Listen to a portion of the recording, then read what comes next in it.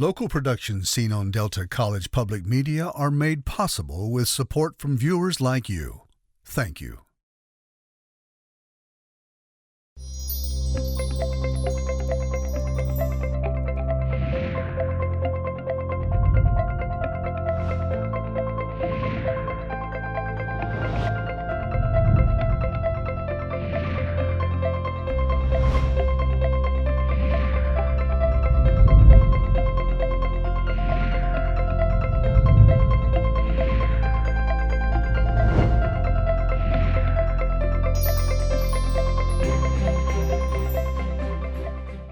Hello, everyone. Welcome to Junia Doan's The Spark. I'm Junia Doan, and thank you for joining me.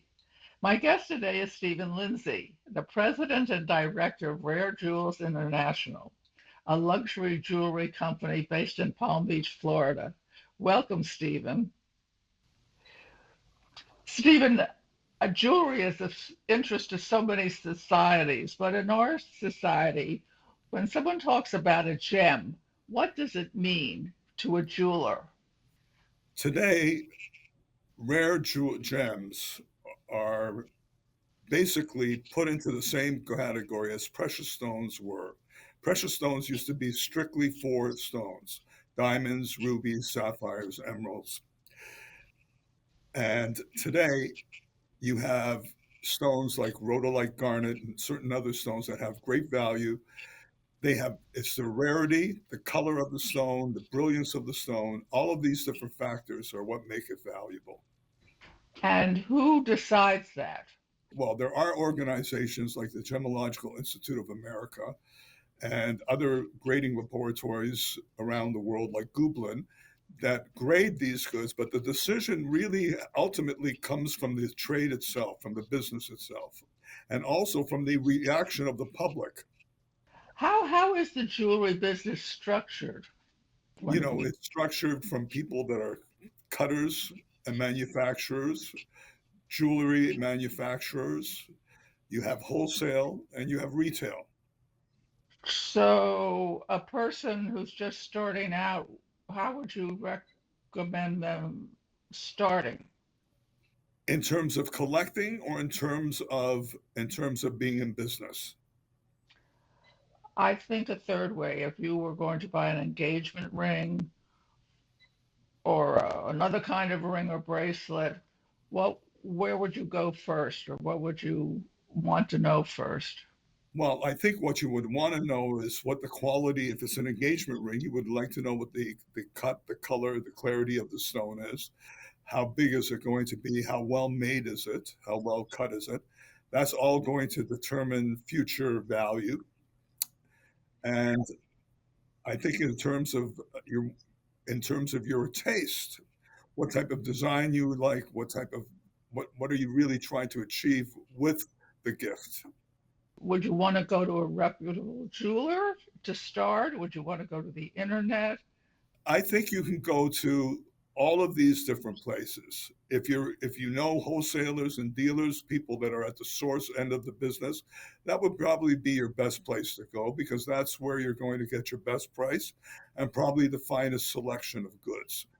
Uh, Otherwise, you can go to your local jeweler. You can go to on the internet, providing that the stones are graded correctly, that they've been laboratory graded, and also that they can be checked over.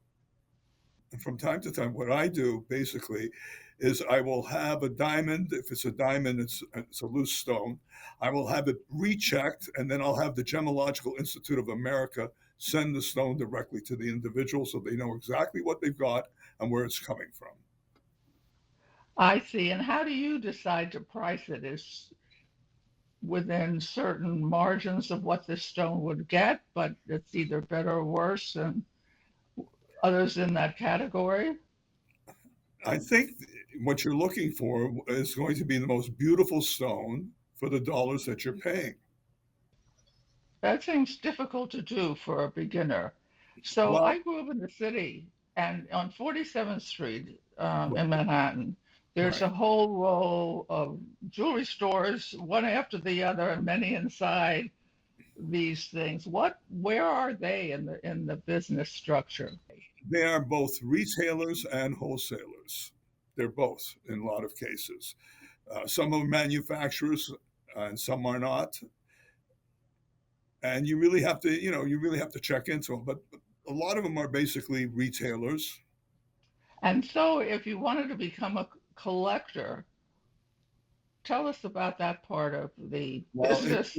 if you're looking to collect rare gems and diamonds and gemstones, what you really have to start to do is you have to do a little bit of education for yourself. You have to spend some time, read up as much as you can on basically the kinds of gems, what a cut, what color, what clarity, uh, the tone, all the different aspects of that gemstone. And then you have to know how to read a certificate when you're buying the stone, because the certificate will tell you what it is, but you just have to know how to understand it and to read it. And these things are not difficult to learn.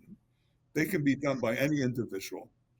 So, if I wanted to become a collector, how would I find, say, someone like you who is reputable and I could have a relationship with over a number of years? It's a difficult thing to really assess because there has to be some trust involved. And the most important thing that you should know is that you're trying to get the finest gem for the best possible price so that it has growth potential. And sometimes rare things are very expensive. Fancy colored diamonds today, the prices of them have gone very, very high. And you really have to know what you're buying. Now, you can get a lot of help from the laboratories. There are courses people can take. You can read up on things on the internet. There's a lot of ways to learn. But the most important thing is that you're getting what you pay for, and that you're not only that you're getting something rare and beautiful. So would you go to a number of dealers and say, "What do you have?" Or here's what I'm. Nobody, no, very few people in the world have everything in their inventory. So we all have to deal with each other from time to time. So you want to, and the key factor is to buy it from a reputable source. I'm not catching on to how I would tell if they were reputable. How long have they been in business? What is their reputation in the business? What type of things are they dealing in? People that are dealing in extremely rare items usually are reputable because they wouldn't be able to acquire them or deal in them if they weren't. And Hmm. I'm not saying that there's a lot of disreputable people in our industry. There aren't. You have a few bad apples in every business, but basically, most of the people in our industry are pretty good. How did you? I mean, you've been in many parts of the business. Tell us about that, especially the design part. Well, I really didn't start in this. I started in the investment field, and I was basically doing institutional style investment to banks and institutions. And really, it was a I came across diamonds to begin with in a very strange manner. They, I had a client who was acquiring gold, and he actually was the one that introduced. He was a banker in Hong Kong, and he was the one that introduced me to diamonds and gemstones. And I was absolutely fascinated by them once I got involved. What fascinated you? Well, what fascinated me was the fact there were two things at work. You have a very, very high concentration of wealth in a very small space, something that you can pick up and take from one part of the world to the other part of the world. And I don't know anything else like that. That was one of the factors. Their beauty, the fact that they were absolutely beautiful, and the fact that you could create gorgeous things with them as well. It just interested me. And I was also very, very lucky that I was able to meet a lot of the people at the top end of the industry by accident. When I went to Hong Kong, there was an office there with somebody with my family name, and they were in the Colombian emerald business. They were mining Colombian emeralds, and they were distant relatives which I had never met. And they actually were, I just got very lucky by getting to know them because they introduced me to different people around the world in different mining areas around the world. It was a lucky situation for me. Did the Wall Street firm send you to Hong Kong or other No, things? actually, I went to work for a Canadian investment firm in Hong Kong. That was a Bay Street firm. Same thing, though. And how long were you there? 6 years. So were you dealing with the Chinese at all, or the Yes, I was dealing with a lot of Chinese. I was dealing also with Europeans. We were a lot of, Hong Kong is a microcosm of all different parts of the world. At that time, it was the clearinghouse for the Far East. Everything that came and went through Hong Kong. So you really got to meet some very, very interesting people. what made them interesting? But a lot of the people that I met were people that were doing things that were very fascinating and cutting edge. Risk oriented. I mean, if you take a look at Hong Kong was a manufacturing center. It was a business center. It was a trading center, and you met diplomats and all. I remember China was closed up until 1974. Canada, we were able to go into China in 1974 when Canada recognized China. And it was really an interesting experience because it wasn't the place that it is today. It was basically very, very provincial, very poor, extremely poor. And one of the individuals that I was with said to me, I don't believe that this will ever amount to anything, that this place is ever going to go anywhere. I said, these are the same people that are in Hong Kong. I said, they invented paper, they invented gunpowder. They're a 5,000-year-old civilization. If you come back here in a decade, you won't recognize the place. And it's happened. I mean, they would never be a democracy, I don't think. Well, you're an adventurer yourself if you were attracted to go there at that period. When I was working at a company called Wiser McKellar, one of the guys, God rest his soul, Alfie Ryder Perez, who was a very brilliant trader, needed some information from somebody on the other end of the street, and he couldn't get to them. And he knew that I had connections there. And he said, would you go and speak to them for me to find out? So I did. He said, ask if this lawyer is somebody that we can use. And the answer was no, he wasn't. And I went back and told Alfie, and he said to me, Stephen, I've got something for you to read. And he gave me a whole breakdown of Hong Kong from an economic perspective. And it was fascinating to me. And I thought to myself, this is someplace I really want to go one day. When I was at your office, we looked at some wonderful gems that you put in a big vault. Would Yeah. we be so lucky as to look at a few today? Yes, I've got a few here. I hope you'll be able to see them all right. The lighting in this area is not so great. I'm not going to show you diamonds because I can show you diamonds, but I'd rather show you some interesting stones. This is a I peridot. hope So that gem is robust and it I hope falls so on a too. soft place.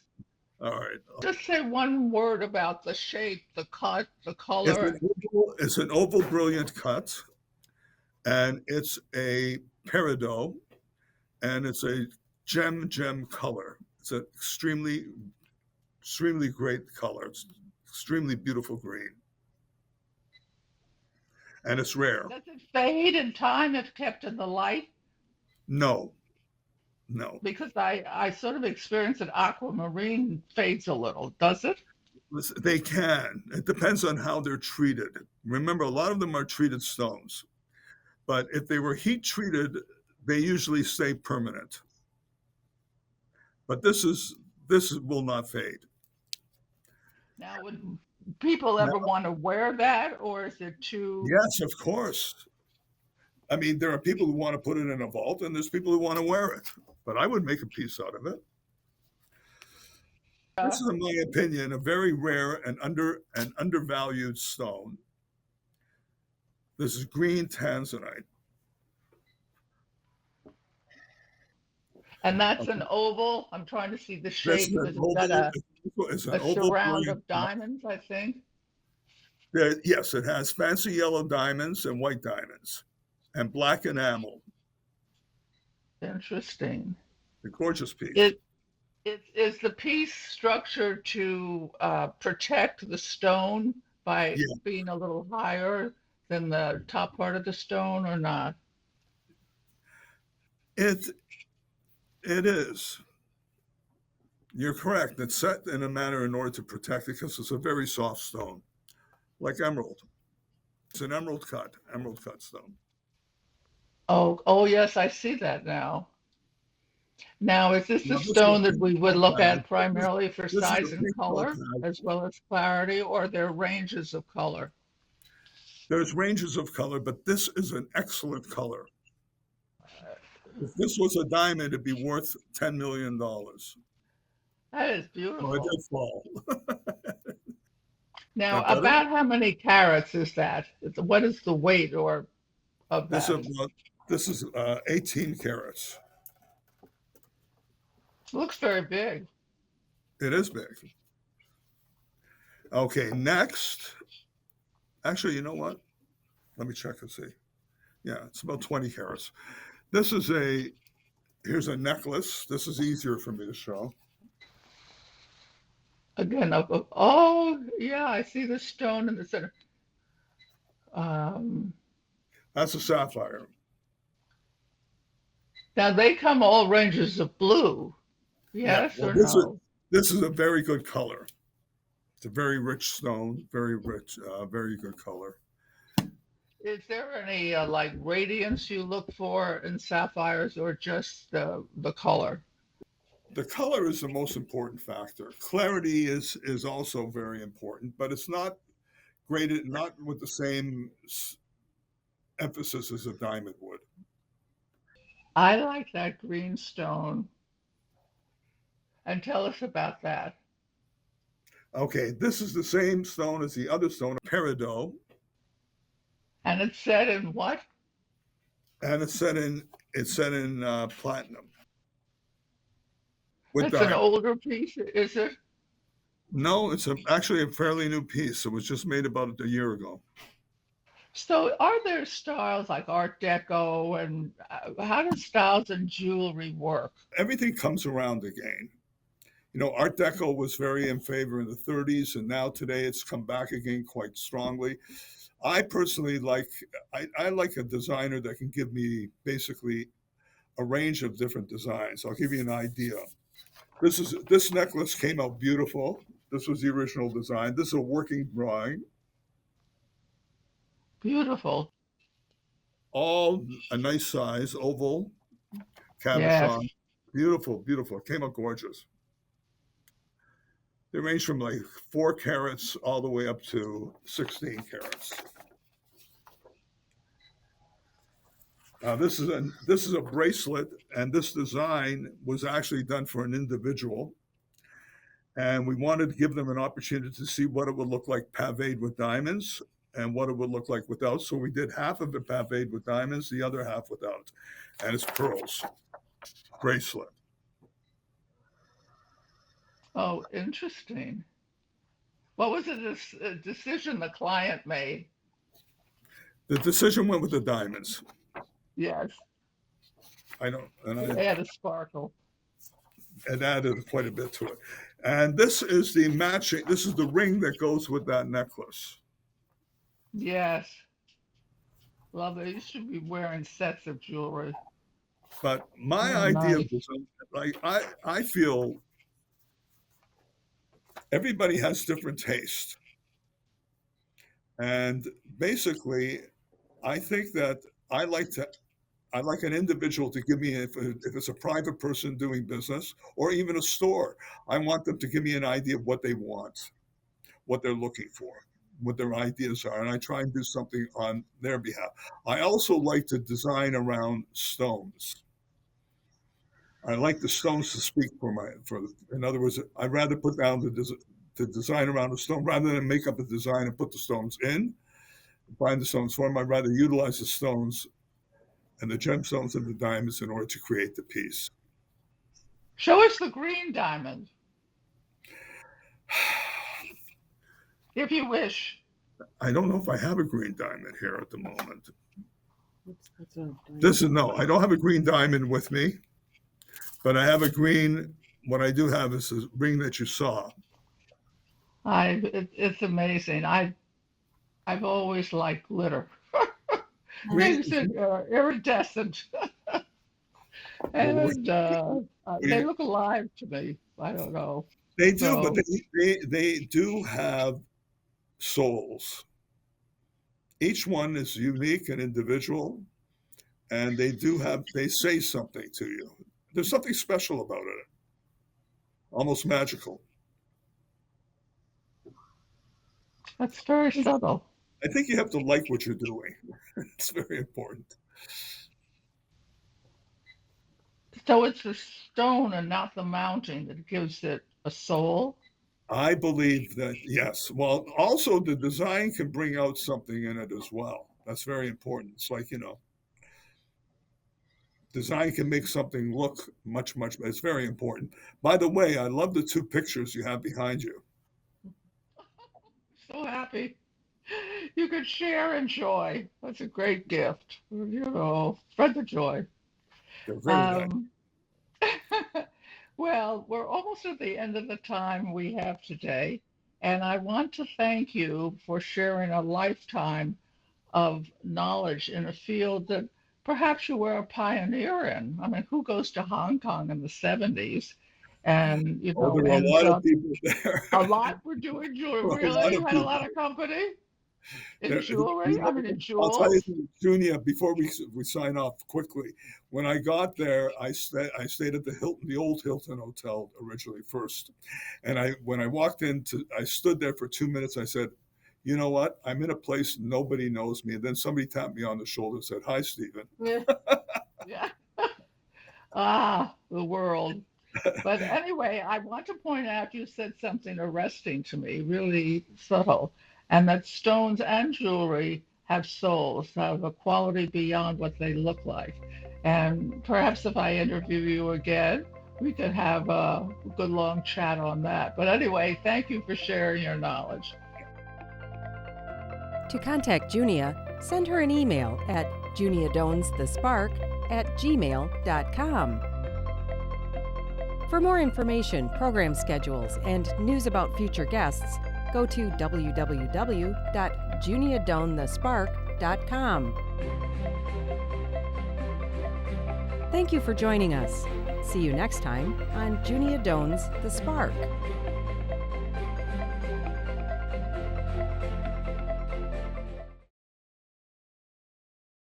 Local productions seen on Delta College Public Media are made possible with support from viewers like you. Thank you.